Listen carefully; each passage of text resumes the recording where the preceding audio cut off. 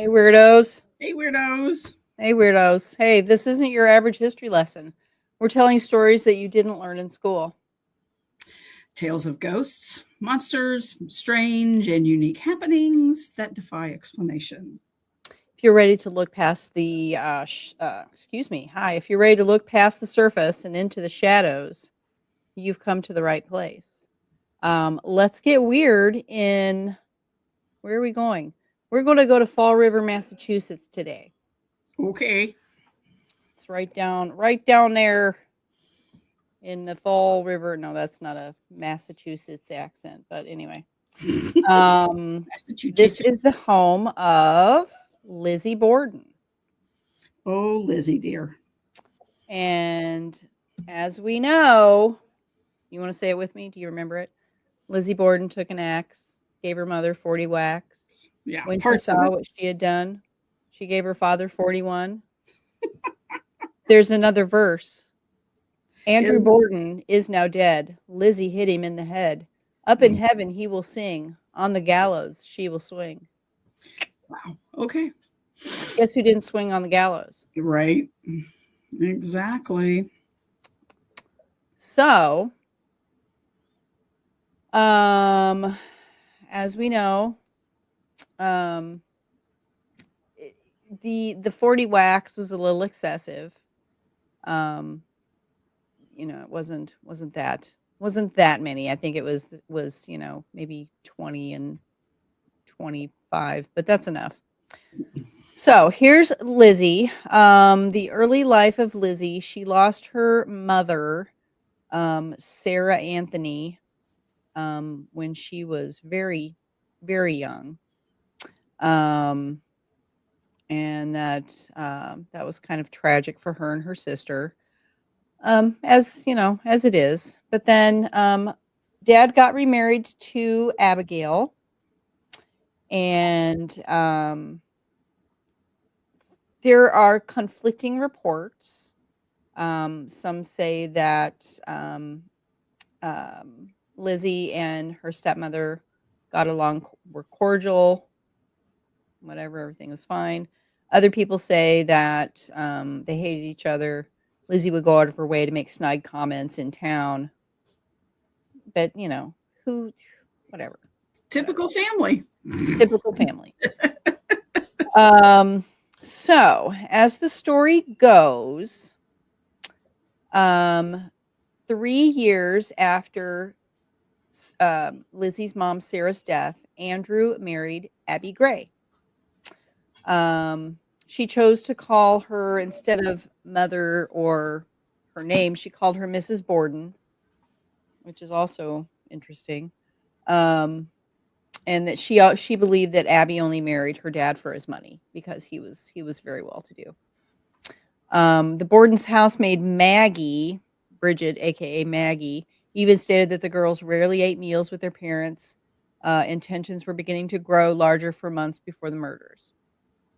The night before the murders, John Morse, the brother of, well, I guess Andrew's brother-in-law, the uncle, Sarah's brother, the dead mom's brother, right? Yeah. Shows up to visit, stayed in the guest house, and he wanted to discuss some business matters. This is an interesting part of the story that is just strange. Some have speculated that the conversation, particularly about a property transfer gone wrong, may have made people mad. So he arrived the evening of August 3rd, stayed in the guest room. After breakfast the next morning, Andrew and John went to the sitting room and chatted for an hour. Around 9 a.m., John left to buy a pair of oxen, and to visit his niece, planning to return to the Borden household around noon. Andrew left for his morning walk around 9. So everybody left around 9. Although the cleaning of the guest room was often a chore delegated to Lizzie or Emma, stepmom Abby went upstairs sometimes between 9 and 10:30 to make the bed. According to forensic investigation, Abby was facing her killer when the attack occurred, She was struck first side of the head with the hatchet, causing her to turn face down on the floor. Her killer then struck her multiple times after she was on the floor. That might be our next picture. I'm not sure which order I put them in. No, this is the house. Okay, so this is our home. Cute house. Yeah, it is, and it looks. I think it's white, or it might be a different color now, but it's a bed and breakfast now. Right. Yeah. Okay, so here's Abby face down on the ground, delivering 17 more direct hits to the back of her head. So not quite 40 whacks. 18, I think, is enough. Yeah. Good. Andrew returned from his morning walk around 10:30. His key failed to open the door. He started knocking. When the housemaid Maggie went to open it, she saw that the lock had jammed. Guess that must have been off. She would later testify that she once muttered an expletive due to the jammed lock. She heard Lizzie laughing. She did not see Lizzie, but stated that the giggles were coming from the top of the stairs. At this time, Abby was already dead. So this is about 10:30. Okay. So Abby went up around 9 to make the bed, and then so somebody was already up there. Was Brother John up there? Uncle John? But Uncle John had gone out. We don't know. Mm-hmm. This was significant because anyone on the second floor would have seen the body in the guest room. Lizzie later denied being upstairs during the trial. Lizzie later stated that when she had helped her father remove his boots and slip on some house shoes before he lay down on the sofa before his nap. This story contradicted by the crime scene photos as Andrew lay dead on the couch. I think this might be our next. There we go. In his boots. Dead on the couch. There's his boots. Right on his feet. Yep. So there's another hole in the story. Lizzie then informed Maggie of a sale in town and was permitted her to go, but Maggie was feeling unwell and stayed home instead, retiring to her room for a nap. Maggie testified that when she was in her third floor room resting, just before 11:10, she heard Lizzie call from downstairs, "Maggie, come quick, Father's dead. Someone came in and killed him." Andrew was found slumped over on the couch, struck 10 to 11 times with a hatchet. So violently, you can't even see his face anymore. No, yeah, it's just I'm assuming a bloody mess. His one of his eyeballs has been split cleanly in two, suggesting that he'd been asleep when he was attacked. He was still bleeding at the time Maggie saw him. So, yeah, that's kind of, yeah. And you know how they say that, oh gosh, you know, all of the crime scene people, they talk about the crimes of passion. Like if this was somebody who didn't care about this person, would they have like decimated his face? No, probably not. It would have been 2 or 3 whacks to make sure he was good and gone, and then they're done. Would they have continued to whack the shit out of stepmom if they, weren't angry and hated her? Or if you were a brother-in-law, if she was the reason why you weren't getting I don't know. It could, I buy that one, but there's maybe not enough evidence. Because Lizzie's initial answers to the police were strange and contradicting. Initially, she reported hearing scraping and groans.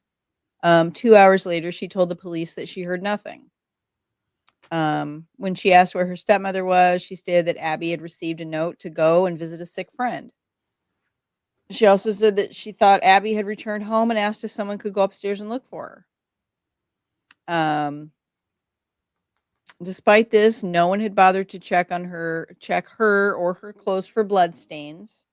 They were criticized for their lack of diligence when only peeking in Lizzie's room, but left shortly after when Lizzie said she wasn't feeling well and wanted to lie down. Yeah. Um, We should have David on and let him forensically go through this. oh, I know, because, like, in the basement of the home, police found 2 hatchets. One had a broken handle. It was suspected of being the murder weapon, as the break in the handle appeared fresh and had been deliberately covered in ash and dust to make it seem as it hi, to make it seem as if it had been in the basement for quite some time. Okay. That's suspicious. Yeah. Well, yeah. Um, Later that night, officers stayed close to the house in case the murderer came back. One officer later claimed to have seen Lizzie and a friend go into the cellar carrying an oil lamp and a slop pail. He had said he noted good, I cannot speak tonight, my lord. He said he noticed them both leave the cellar later, and at one point he saw Lizzie standing by the sink. It was stated that a blue dress was found that she tried to burn, saying that there was paint on it. Um, why were you in the shed? Well, I was going out of town and I was looking for fishing lures and bobs and things. And there was just so many holes in her story, and yet not enough evidence to really prove that she did it. Well, that just shows you the lack of uh, police know-how when this happened. Well, right. Because there has to have been, even they did not have the techniques that they have now, but some, sounds like a little better questioning, a little bit better, examining of the crime scene. And, they probably could have proved that she did it. Well, right. And there was all of this evidence. There was the defense presented only a handful of witnesses. There were a couple of men reported seeing a strange man near the Borden house around 11 o'clock on the night before the murders. Um, Dr. Benjamin Handfee, another neighbor, testified that he saw a pale-faced young man on the sidewalk near the address around 10:30 on August 4th. So people saw things. This is where Lizzie lived out the rest of her days, in another home in Massachusetts, quiet, reclusively with her sister. And Emma Borden, she was the defense's most anticipated witness. Emma testified that Lizzie and her father enjoyed a good relationship. She told jurors that the gold ring found on the little finger of Andrew Borden's body was given to him by Lizzie, and he highly was his most. Prized possession, yeah. Emma also insisted that relations between Lizzie and her stepmom were cordial, even as she admitted lingering resentment, a little. But otherwise, it was fine. And she was eventually she was brought to trial and acquitted. There were many reasons why she would have committed it, but there was, again, there was not enough evidence. One suggestion that she was being physically and sexually abused by her father, which drove her to kill him. I don't see that happening at all. But it was a very long trial, very extensive, to no end. She was acquitted of all charges. Moved to this home with her sister, changed her name, and was still ostracized by neighbors, and died at the age of 66 of pneumonia. Yeah. Yeah. And the original home is now a fully functional bed and breakfast. You can stay in Lizzie's room, sleep in the bed she slept in. And And there's some spooky things. Yeah. Reports consist of spectral cats. Not sure where the spectral cat comes in, but self-rocking chairs, even that Lizzie herself still haunts this home, choking the guests as they lay in her bed. Okay. It's like, why? Dining room. Why? I mean, I can see somebody getting whacked in the head somewhere, but you're gonna love this. Okay. As much as we enjoy Hannibal. Yeah. The dining room table on which guests enjoy their meals currently is where Abby and Andrew were autopsied. That's great. That's great. Guests who stay at the Lizzie Borden house have captured photos of strange anomalies floating by their beds, noises coming from inside wardrobes, footsteps, laughter, like that of Lizzie's laughter that morning of the murders. Some have being reported being touched while they sleep. Gross. Yeah. Even though there wasn't enough evidence to convict Lizzie for the murders of her father and stepmother, many believe that she committed the crimes because she stood to gain the most financially from their deaths, not to mention the searing resentment she felt towards her stepmother, which I don't know. I am blessed that way. I had a great relationship with my stepmom. So she loved my mother too. I don't ever understand why your dad divorced her. I'm just like, she didn't want to It's like, I don't know. Adult. She didn't want to live in a city. Yeah. There you go. So, much like Jack the Ripper, which I hear tell that now we know who he is. I'm not Yes. sure. We'll have to do a story on that. Yes, we know who Jack the Ripper is. I'm now. ashamed that it's not on my upcoming list, but it's definitely going to be. But to this day, there's still questions swirling Lizzie, and whoever murdered them was never brought to justice. So, let's book a trip. There we go. Let's go. Let's go. I mean, we'll be in Massachusetts, so gee, where else could we go? I know. In Massachusetts. I know. I know. There's a couple of towns there I want to hit. Yep. Anyway. But, one or two. That's it. That's all the weirdness I got for you. Okay. That's all the weirdness I got. Alrighty Thanks for then. joining us onto this journey into the weird heart of these United States. If you were enthralled by this episode, take a moment to like and subscribe. It helps us keep keeps our boots on the ground and the boogers at bay. My brain fog is contagious. You. If you have a weird story, we want to hear it. Put it in these ears over here. Mm-hmm. You can find the link to our email in our show's description. Until next time, stay weird. Stay weird.